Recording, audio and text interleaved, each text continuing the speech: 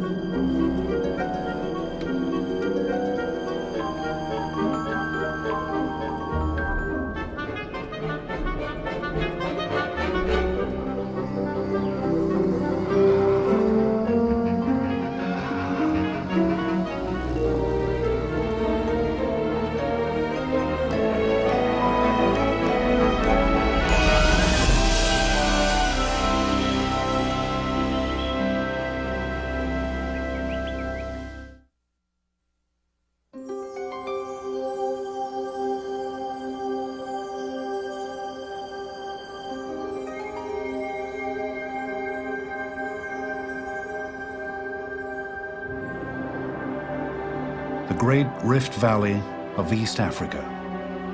Here is where the human story began.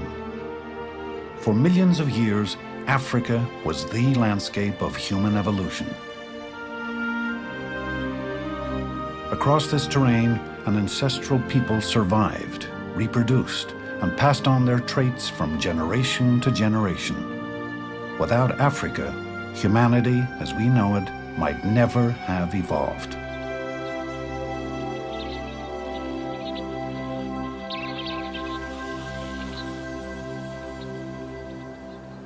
This is an area that was once inhabited by hominids before they were truly human.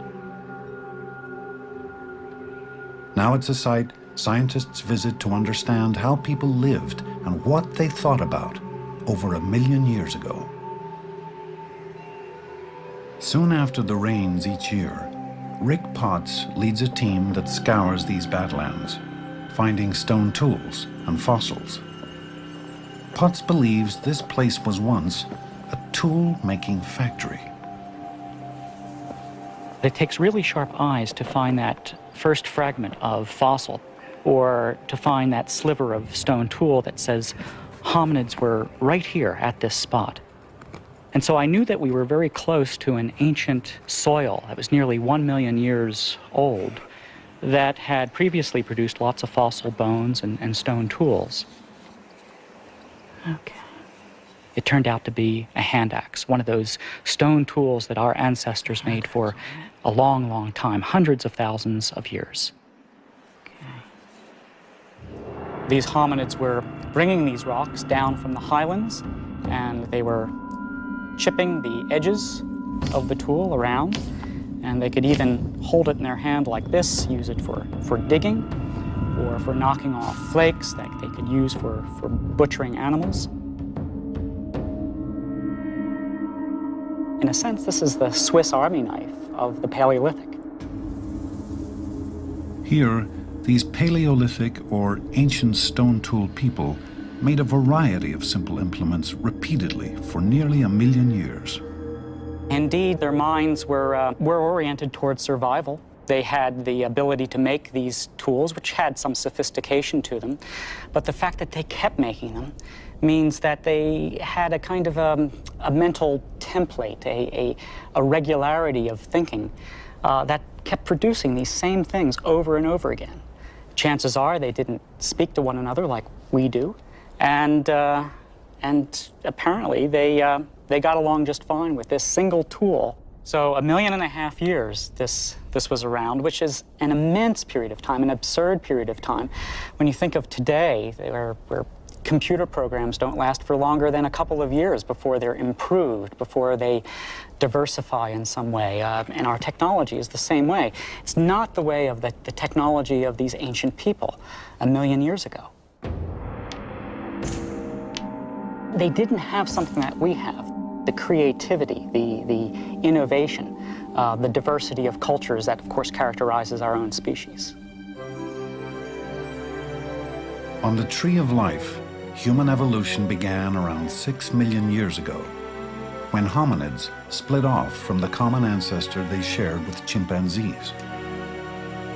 They descended from the trees about 4 million years ago and entered a new world. 2.5 million years ago, with a modified hand, they fashioned stone tools and began to depend more and more on a diet of meat. The size of their brains increased dramatically.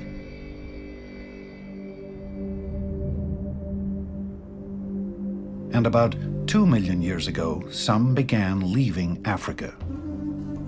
These early travelers were successful for a while, but in the end, they all became extinct. It wasn't until about 60,000 years ago that the first truly modern humans, our ancestors, began leaving Africa. They were hunter-gatherers, foraging for food, living in small groups, roaming a wide landscape. But they were different from their predecessors. They had begun a revolutionary way of life.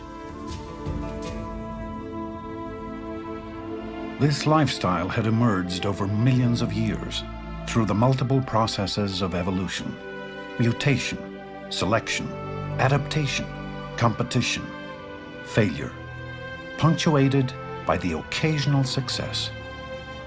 It was a story of evolution, of change over time, no different from the stories of so many other species. But in the end, it produced results new to the planet.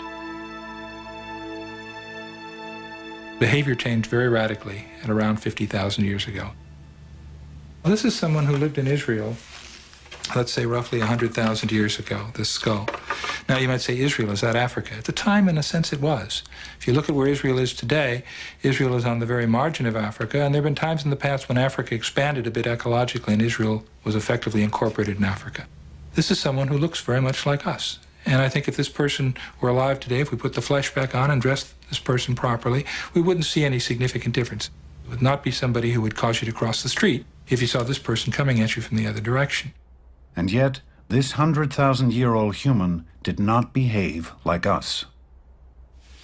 And then here, we have a fully modern person, someone who lived in Africa within the last 40,000 years, basically the same kind of skull, particularly the same kind of brain, or same shape to the part of the skull that contains the brain.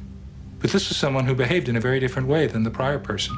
This is someone who made a wider range of recognizable stone artifacts, made a lot of artifacts out of bone and ivory and shell, produced art. People like this would be recognizable not only in terms of their appearance, but in terms of their behavior as fully modern humans. In a sense, we're all Africans. If you took a bunch of human babies from anywhere around the world, from Australia, New Guinea, Africa, Europe, and scrambled the babies at birth and brought them up in any society, they'd all be able to learn the same languages, learn how to count, learn how to use computers, learn how to make and use tools. And it suggests that the distinctively human parts of our intelligence were in place before our ancestors split off into the different continents. After leaving Africa some 60,000 years ago, this fully modern species headed east into Asia, and even to Australia. Others followed the coast of the Mediterranean, north, dispersing into the hills, and leaving behind evidence that their minds were unique. Here in Turkey, Miri Steiner and Steve Kuhn have been excavating a home that these early immigrants occupied. A cave called Uchazla, one of the earliest modern human living sites. We're standing in the extreme back of the cave here, and there's been a variety of activities that took place in this part of the site. At a somewhat higher level than the one we're excavating about here, there was a structure, a kind of wall of stones that delimited what we think was a bedding area. A little lower down, what you see is this triangular shape, which is basically a cone of debris, and this was a garbage dump. There's this white material, which is ash, and this sort of yellowish ashy sediment, and every single one of these white specks is a bone or an artifact. This is just chock full of material. It's a garbage dump. Now, that may not seem very romantic, but as an archaeologist, it's a wonderful thing because garbage is full of evidence about how people lived and what they ate, what they did, how they made their tools. The team hoped they would unearth clues to the routine of life 40,000 years ago.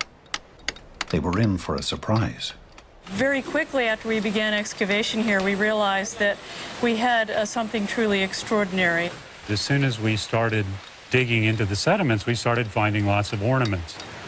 Mostly shell beads, but a variety of other kinds of things. They look like teeth when you first encounter them, and my heart rate goes up, and I think, more human fossils. Yep. Yet another. Just Nassarius? Oh, yeah, that's Nassarius. And it's got the little hole in it. Local species here. It's definitely perforated. Oh, yeah. This one's in very good condition, too, even some of the original color of the shell.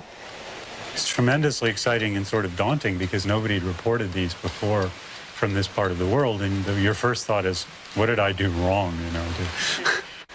As they worked the layers of sediment, they began finding beads that dated back 43,000 years, making them the oldest beads found anywhere in the world. Now we have nearly 1,000 ornaments, mostly shell beads of a variety of species, but also things like the claw of a large raptor or large predatory bird that's been notched to be suspended in a sort of necklace fashion. They're always selecting the same species. This is an animal that's relatively rare on beaches, but nonetheless does occur in the area. And uniformly, people selected these. You can see also that they've been artificially perforated by a person, so in order that they could be suspended. For the first time in the Upper Paleolithic, people found it necessary in some areas to say things about themselves using durable material items.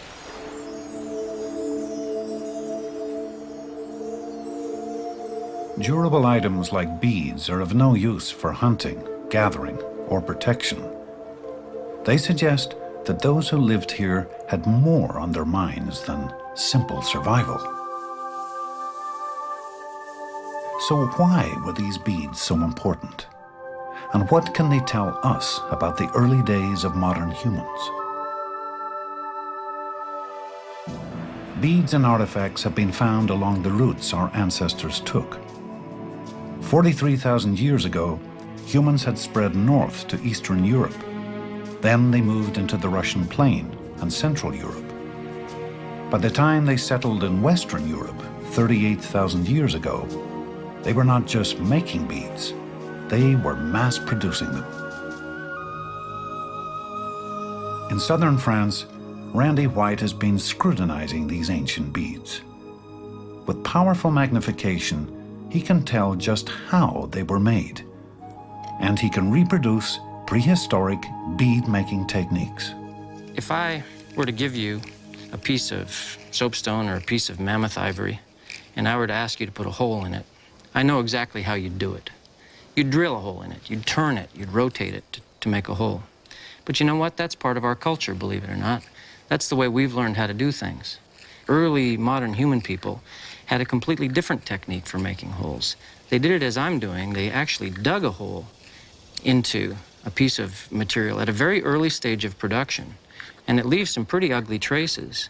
But because the process is one by which you grind and you polish afterwards, they were able to remove all of those ugly traces and to leave behind the tiniest of little openings. I've got a hole. A very, very, very tiny little hole that I've opened up using a very, very large point. It's actually a very emotional experience to be sitting here having finished a bead using exactly the same techniques that people did 35,000 years ago, with exactly the same raw materials that people used 35,000 years ago, in exactly the same form, in exactly the same place. We have from this rock shelter more than 1,000 beads like this. We know that someone who was mentally, emotionally, very much like ourselves, sat somewhere in this vicinity 35,000 years ago and made exactly what I've just made for you. People have tended to look at beads and suggest people were just sort of playing around. But in fact, we know that here at Castelmerle, they were spending thousands of hours making beads when they could have been doing other things that we might think to be more productive. Beads are artifacts of the mind's Big Bang. They are evidence of our creative and cultural beginnings, recalling a time when bands of humans began interacting socially with one another. Expression in materials is really one of the hallmarks of the revolution, if you will. This is something really new on the horizon. This is people creating social identities that don't exist in nature. This is saying, I am a Cro-Magnon woman. I've given birth. I have a particular history. I have a particular status within my group, and anyone who's a member of that group will be able to see that at a glance by the fact that she's wearing certain kinds of animal teeth, certain kinds of beads. Her clothing is decorated in certain ways. It's a mode of visual expression, but it's expressing social relationships. And I think that's something clearly that's very new in human evolution. Humans using technology in the service of social identity. This was momentous.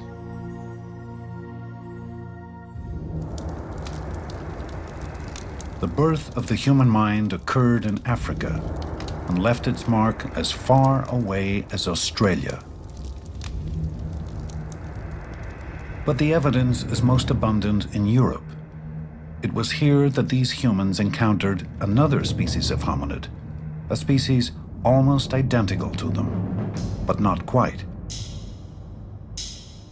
And it was this subtle difference that influenced who survived. We call these ancient Europeans Neanderthals. Compared to us, they were massive. Meeting face-to-face a Neanderthal would be quite an impressive experience. They had a very large body mass, some 200 pounds of muscles and bones for a male. The face is very projected forward in its middle part, with almost no cheeks and a receding chin and forehead. And in the middle of this face, there was probably a huge and projecting nose.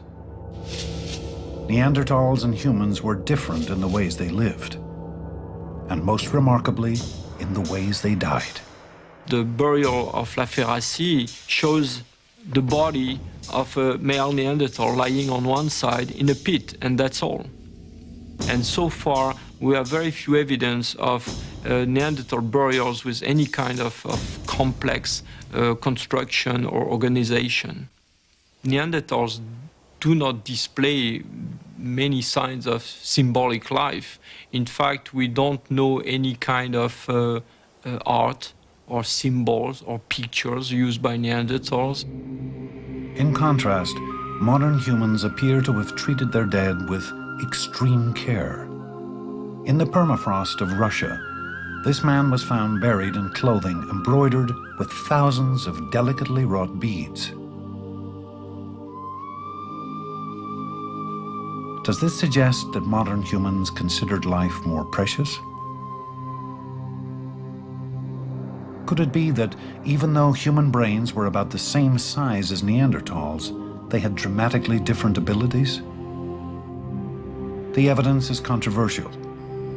So scientists like John Shea of the State University of New York are reenacting the activities of both species to understand how their minds might have differed.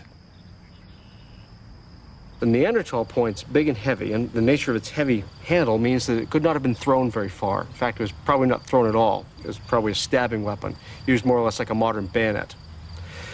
That means that in order to kill an animal, the Neanderthals had to get up really close and stab this thing into a big, dangerous creature, putting their lives at risk. And if a Neanderthal spear ever was thrown, its range was limited. 19, 20, 21, 22, 23, 23 meters thrown with a Neanderthal-type wooden spear. The modern human weapon, on the other hand, this piece of antler here, is very narrow, cone-shaped, like a bullet. It's attached to a very narrow handle. And this suggests it was probably thrown from a great distance. Making the antler point takes hours and hours and hours. You have to soak the antler until it's just right, and then carve it by abrading it against a piece of sandstone, something more or less like this. You know, it takes a tremendous amount of patience to impose will, to impose design on this antler. It takes no great amount of time to impose one's will on stone. Stone's a very, very easy material to shape. The Neanderthal point could have been made in a matter of minutes. It's very, very simple when you know how to chip stone the correct way. Quick and dirty is the name of the game for Neanderthal technology. The next thing you want to do is see this ridge here, the way the ridge sticks up? Hold this up like I showed you, and then with your hammerstone, hit right there, pawn, and you'll undercut this whole mass and flatten the thing out. What I'm doing in teaching stone technology here is I'm trying to recreate the evolutionary environment. This is probably the way modern humans transfer these skills, is an older individual sitting around with younger individuals. You can share information. Neanderthals, we don't have any evidence of systematic teaching. It's probably something, they reinvented the wheel a lot. Beyond 50,000 years back in earlier antiquity, it's the same thing over and over and over again. That tells you there's not a lot of information being transferred, probably just imitation. But after 50,000, when the modern humans show up on the scene, every generation there's something new. Not simply to duplicate old technology, but to build on the experience, knowledge, and wisdom of elders. This, for modern humans, was a vital strategic advantage. Now stop. Now, technology could improve from one generation to the next. With this new invention, the spear thrower, a weapon could be launched even greater distances, reducing the hunter's risk. Neanderthals, 24 meters.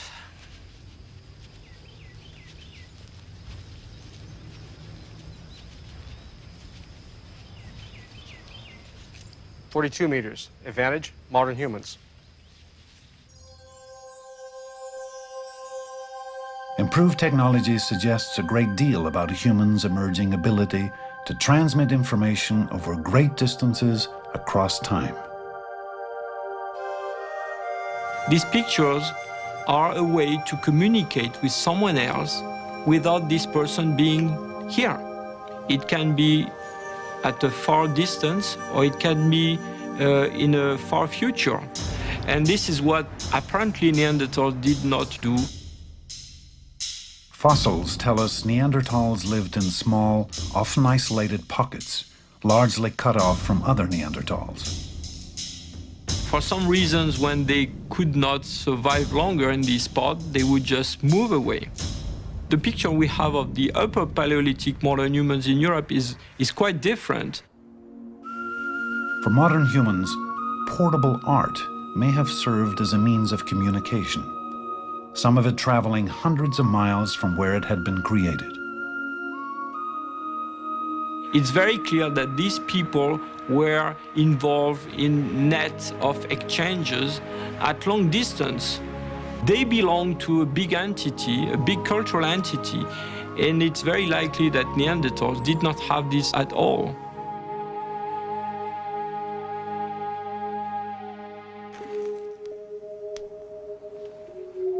Perhaps the most compelling evidence of early culture is concealed deep beneath the earth. While we may not know exactly why humans painted in these caves, we now can guess how they painted. Archaeologist Michel Lamblanchet has studied the techniques of cave art. He thinks some of the images were rendered by a process he calls spit painting. Spit painting must have had very important symbolic significance. Through experimentation, he has been able to reproduce the technique of early artists. By mixing pigment with saliva, he believes they achieved a bonding compound that lasted long after the creators were gone.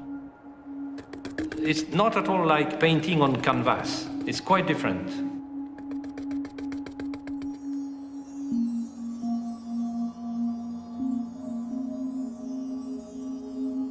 The cave is full of shapes, natural shapes. The cave is extremely, is exceptional, it's beautiful. And what might renderings of wild goats and sheep painted in these eerie caverns tell us of the mind's Big Bang? This is the first manifestation of human imagination. Modern men tend to make their imprint on the landscape, on the territory. So it's why they penetrated in the deepest part of the earth. It's like to express themselves, to say that we are the owner of the earth in some way, and we have some relationship, personal relationship, with the spirit living inside the earth. In other corners of these caves, Lamblanchet has found artifacts made of bone and a pattern of wear on the rock that led him to speculate these cave explorers also made music.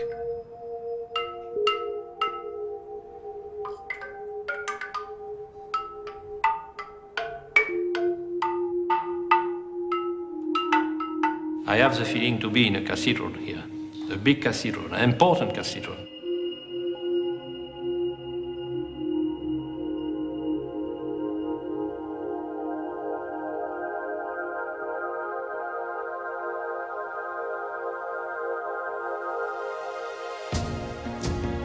So, below and above ground, our ancestors were refining technology and art and communicating in complex ways. It appears as if these changes occurred rapidly. How could it have happened? My own view is that there was a brain change, that there was a genetic change that promoted the fully modern human brain, that allowed the kind of innovation and invention, the ability to innovate and invent that is a characteristic of modern humans. If you accept the idea that there was a neurological change 50,000 years ago and that this was rooted in biology, it would just become the latest, the most recent in a long series of mutations on which natural selection operated to produce the human species as we understand it today.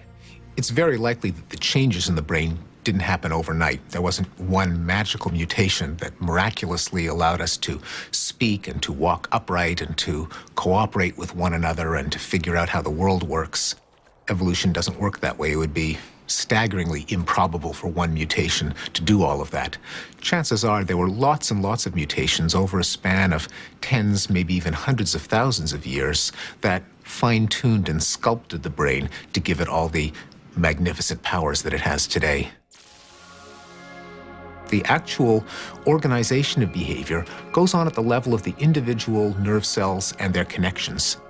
We have 100 billion nerve cells, probably 100 trillion connections. It's just mind-boggling to think of all the different ways in which they are arranged. And a lot of our evolution consisted not just in getting more of this stuff, but in wiring it in precise ways to support intelligence. So it may not have been the size of the human brain, but its wiring that endowed us with powerful new skills. According to Richard Wrangham, one of these skills was the knack for living a complex social life.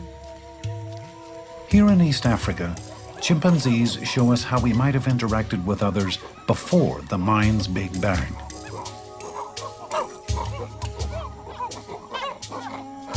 social climbing is the one thing that really makes a male's world. But they do it not in just a one-to-one way. They're very sensitive to the interactions among each other.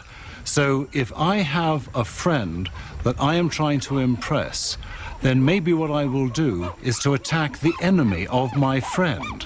And the enemy of my friend might be doing something like grooming with one of his friends. So I may detect the relationships among other chimps and manipulate them to my own advantage.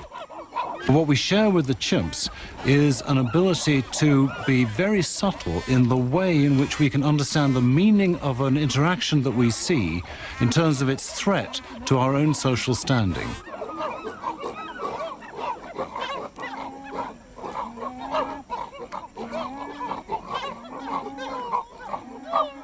In humans, a little word to the father of a badly behaved adolescent, and all of a sudden you can control their behavior. But no such thing happens with chimps. You have to actually exert physical force or the threat of physical force. But after about 6 million years of separate evolution, humans acquired a significant social advantage. How much subtler, how much more satisfying if the Council of Elders can sit round the fire at night and say, you know, Joe there, he's behaving really badly, we've got to do something about him. That's what chimps can't do. There's much more chimpanzees cannot do.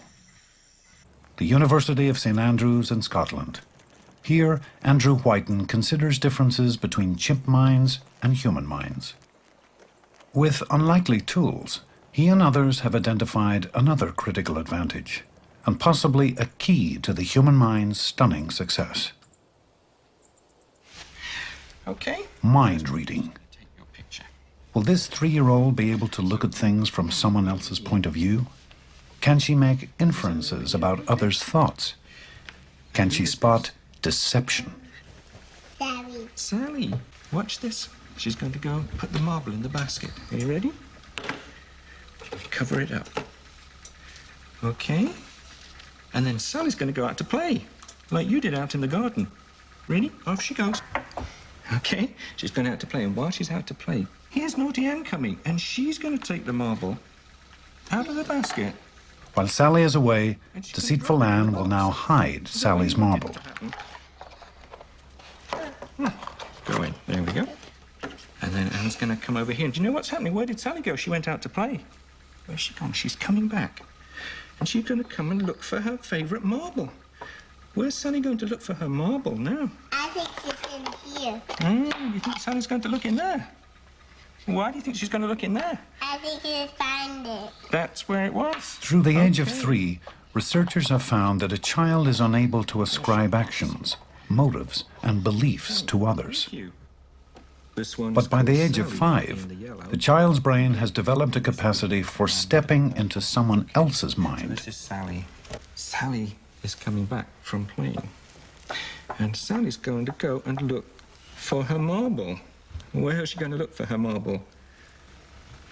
She's going to... where's she going to look? Basket. In the basket. Okay, shall we let her look in the basket? Yeah. Why did she look in the basket?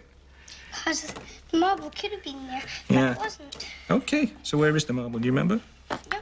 Yeah, okay. Well, do you want to help? It varies in different children, but generally the 4-year stage is thought of as a kind of watershed when that particular refined theory of mind ability emerges. So a 3-year-old would typically have difficulty with it.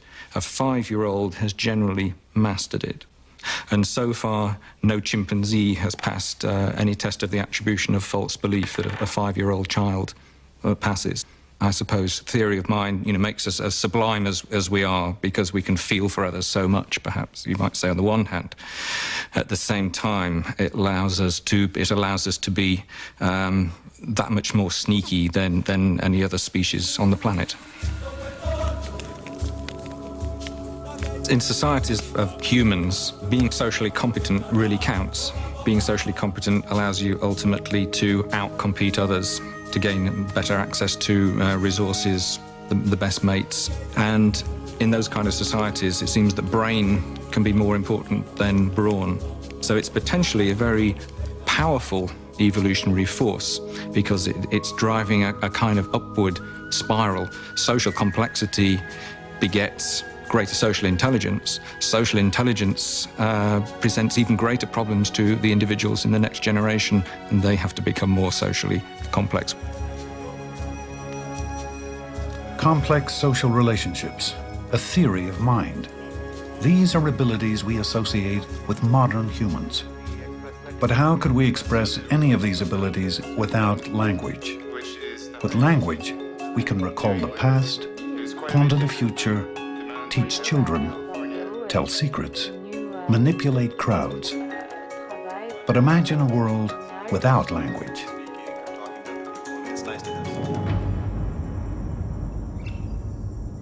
Nicaragua, Central America.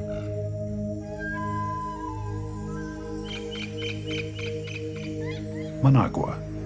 Here, as in other places of the world, there are those who hardly have any language at all.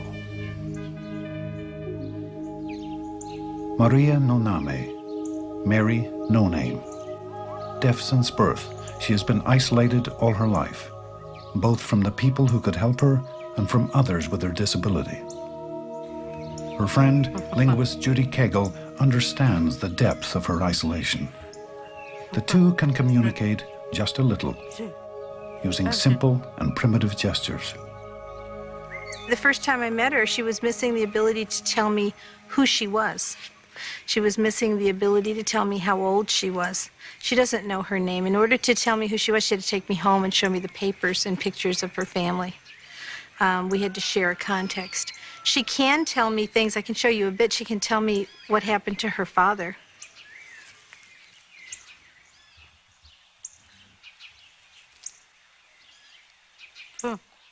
I asked her about her father dying, and she said 3, okay? What 3 meant was he was shot 3 times. I know this from working with the other deaf signer, that she said he was shot in 3 places, and that's how her father died, right? Yeah. Right. And, you know, but 3 is just not enough to give me access to the information that I would have needed had I not had prior knowledge about that. Papa. Papa.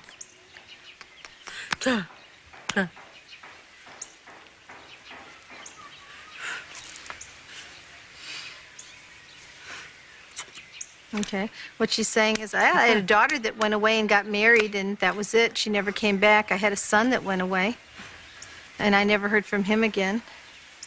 You know, that's it. I'm alone. That's my life. She was language ready. The problem was she didn't get access to language within that critical period, and that critical window for learning language in the way that we learned it is closed. This window for language remains open until we reach age 7. Then it slowly closes as we advance towards puberty. Before the 1980s, many deaf Nicaraguans were like Mary No Name. They never encountered the window for language because they never encountered others with their disability. But in 1980, after the Nicaraguan Revolution, the new government tried to enhance deaf people's lives. It brought deaf village children into Managua to end their isolation. Here, educators tried to teach them an existing sign language. The effort failed. The children showed little interest in learning a language forced upon them.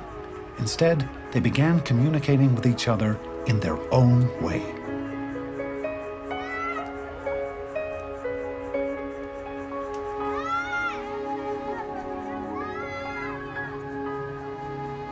Judy Cagle was summoned from the United States to sort out the problem. I came down thinking wherever there were deaf people, there was a sign language, and that obviously there would be a full-blown sign language in full swing here in Nicaragua. And I said, well, you know, I can learn a bit of their sign language if that's what you want, and work with you on learning it. They said, no, they don't have a sign language. They have mimicas. They have mime gestures. And they pointed to a group of kids and said, we want to know what they're talking about. It turned out they were talking about a lot more than anyone dreamed possible. Kegel had arrived in Nicaragua shortly after the birth of a new language. Language needs company. Language needs a community. Language needs some sort of a trigger. And I think that trigger is, it's not so much that it needs a community in the sense that there have to be lots of people, but part of being a community is wanting to share information with each other. Might this moment resemble what happened around 50,000 years ago? The turning point that led to the explosion of human creativity?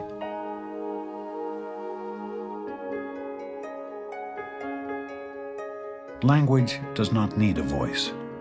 It is our legacy, an inevitability of being human. Today, we still don't know exactly when language evolved, when it opened the door to our phenomenal success as a species.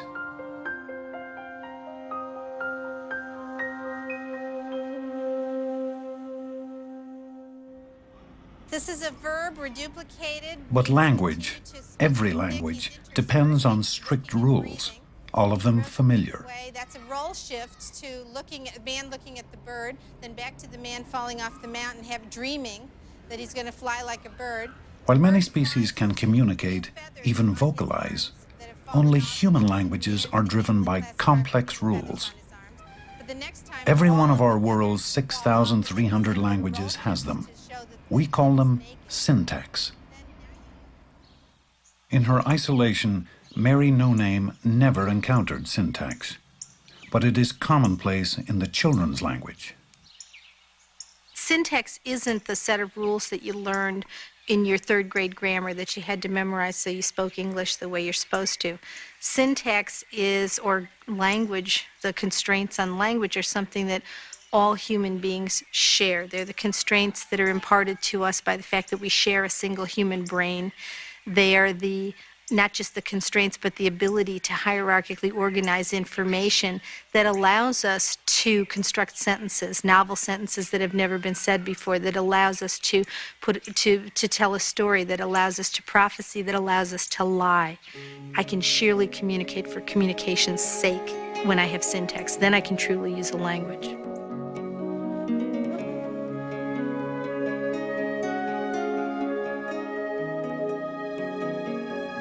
And those most gifted with the tools of language might have been the ones to prosper, according to Richard Dawkins.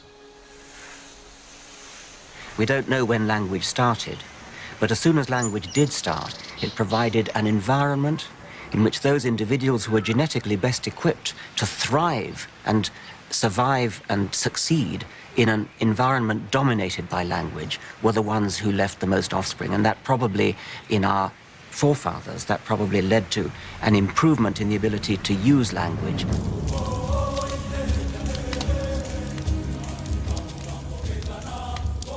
What exactly was the evolutionary purpose of language? Was it to discuss water holes, weapons, what lay over the hill? Or might it have had another advantage? The answer may be surprising.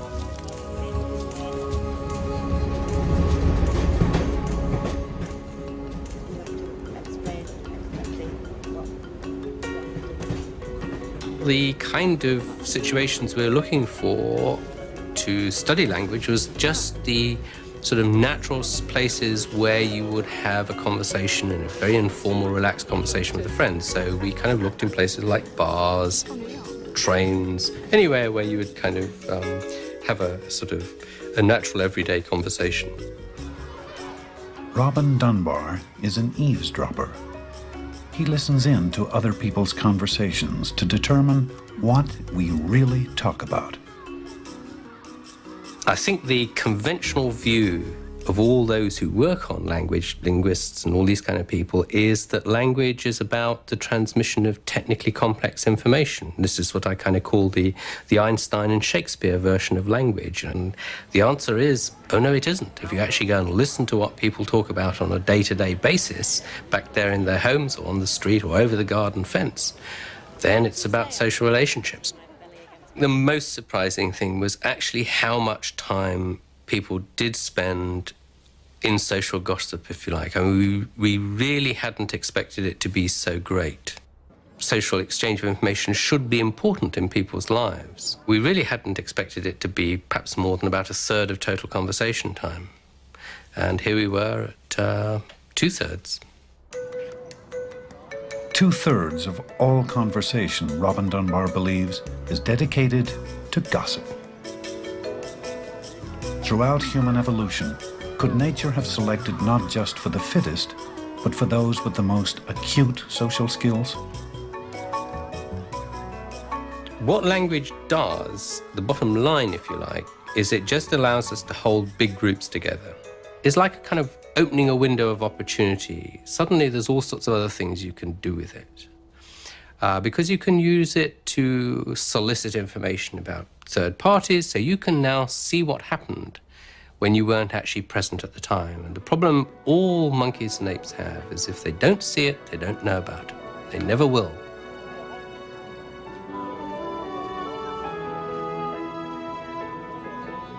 Gossip is certainly one of the things that language is useful for, because it's always handy to know who needs a favor, who can offer a favor, who's available, who's under the protection of a jealous spouse. And being the first to get a piece of gossip is like engaging in insider trading. You can capitalize on an opportunity before anyone else can. But language is useful for other things, for exchanging technical know-how. How do you get poison out of the gland of a toad? What's the best way to make a spear? Where are the berries? What's the best time of year to hunt? It's also good for one-on-one negotiations. If you give me some of your meat, I'll give you some of my fruit. There are all kinds of ways that language can be useful. Gossip, I think, is just one of them. Language, the force that created modern human culture, and that today tells us who we are, how we belong, and where we're bound. Language, according to Richard Dawkins, is also central to a new and powerful evolutionary force. As far as a human lifetime is concerned, the only kind of evolutionary change we're likely to see very much of is not genetic evolution at all, it's cultural evolution. And if we put a Darwinian spin on that, then we're going to be talking about the differential survival of memes as opposed to genes. Memes are ideas, habits, skills, gestures, stories, songs, anything which we pass from person to person by imitation. We copy them. Now, just as genes are copied inside all the cells of our body and passed on in reproduction, memes are copied by our brains and our behavior, and they're passed from person to person. And I think what happens is, just as the competition between genes shapes all of biological evolution, so it's the competition between memes that shapes our minds and our cultures. So it's absolutely central to understanding human nature that we take account of memes. Sue Blackmore believes memes have been the forces driving human evolution, especially since the mind's Big Bang some 50,000 years ago. She sees ideas, prejudices, trends, and breakthroughs behaving much like genes, self-replicating and accumulating from mind to mind, society to society, generation to generation. Memes are the building blocks of a new kind of evolution. If units of culture replicate themselves in something like the same way as DNA molecules replicate themselves, then we have the possibility of a completely new kind of Darwinism. Changes in the human lifestyle for the last 50,000 years have had very little to do with any biological change in our brains.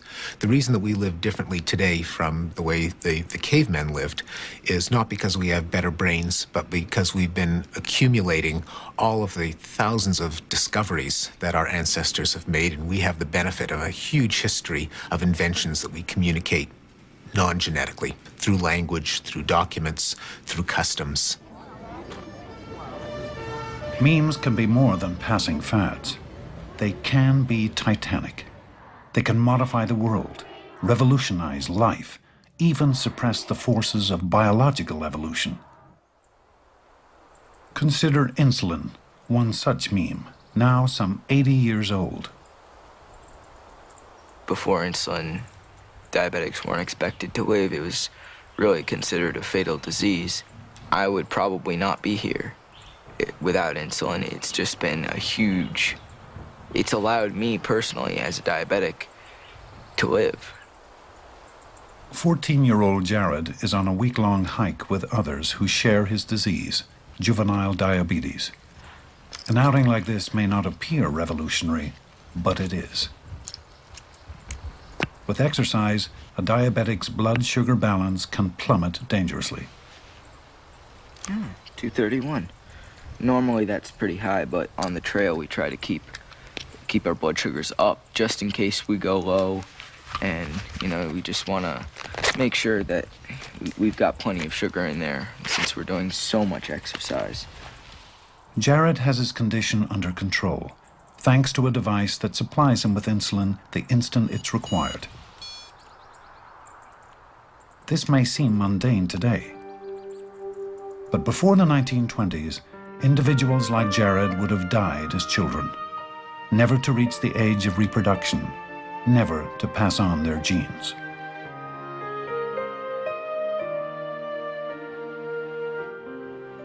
Now, young diabetics are no longer condemned to death.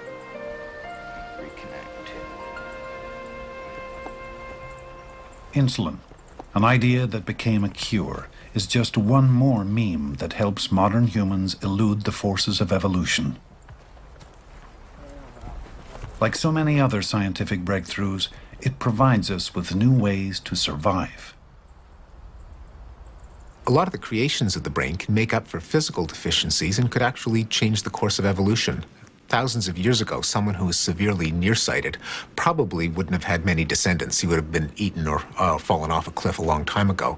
But we invented eyeglasses, and now being nearsighted has no disadvantage at all.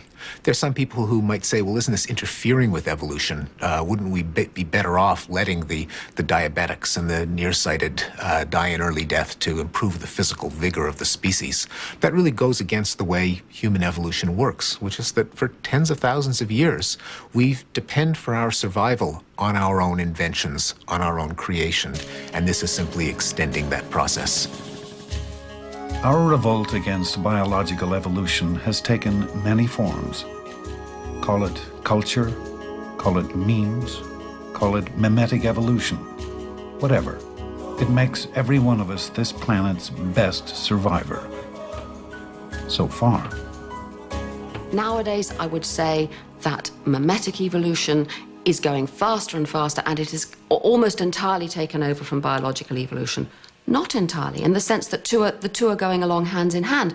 For example, birth control, the memes of the pill and condoms and all these things have effects on the genes. In fact, they change quite dramatically across the planet which genes are getting passed on and which aren't. The more educated you are, the less children you have. That is memes fighting against genes.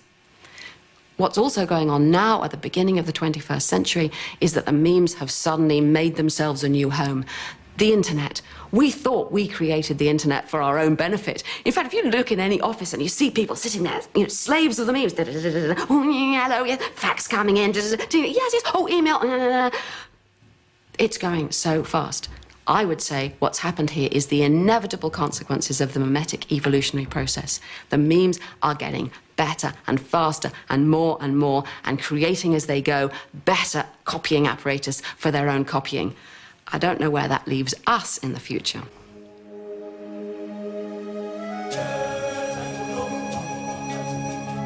For our species, as for all others, biological evolution has been the primary engine of change.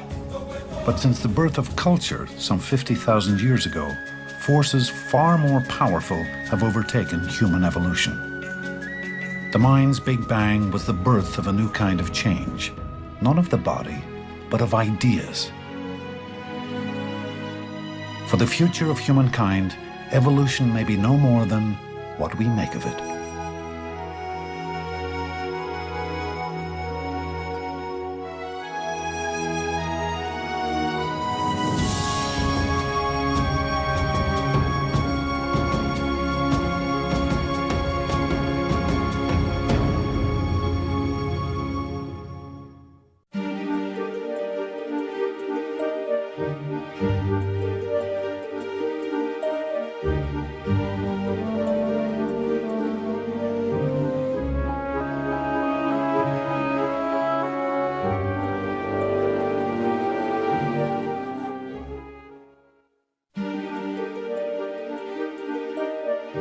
Thank you.